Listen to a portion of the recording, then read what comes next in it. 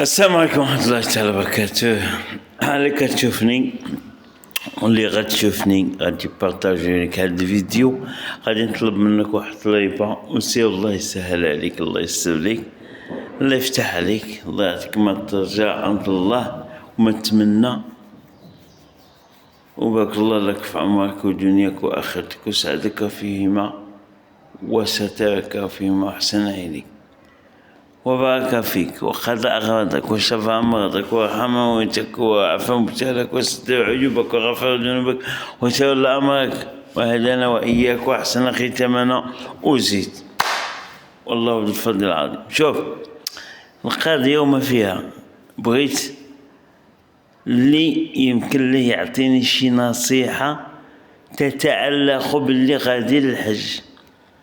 شوف راه الحمد لله، ما شحال من واحد يقول انا قاري وما احتاج دروس ما احتاج نصائح، ولكن كاين اللي مشى للحج، كاين اللي سمع شي حاجه، يمكن يوجد في النهر ما لا يوجد في البحر، محتاج النصائح ديالكم. رغم ذلك انا عندي اعراق، عندي عرق، عندي عرفتي علاش ولادي دابا كنقول هاد الولاد هادو باش ما نظلمهمش، غنرجع ولا ما نرجع ليهم شحال خاصني نخلي، علاش غنوصل تنقول لهم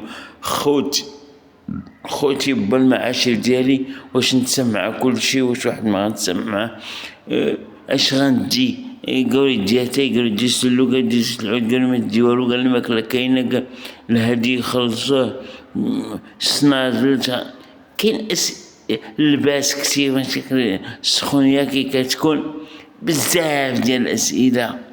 الشهر ان شاء الله غندوزو.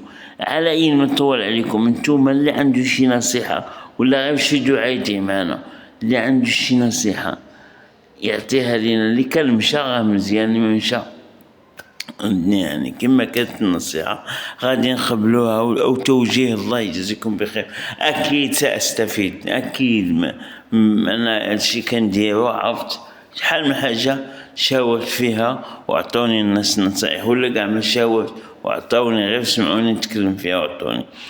كنتيق فيكم، الله يسهل على الجميع، والله لا يحرم شي واحد، والله يوفق الجميع، والله يتقبل ويرزقنا الإخلاص والصواب. وحييكم الله وأحسن إليكم مجددا وأكرمكم وأنعم عليكم وزدكم من فضله، والله يلقينا في رحمته، في مستقر رحمته وفي جنته، والله يرزقنا فقة نبيه صلى الله عليه وسلم، والله يدوز هذا بحلال خير.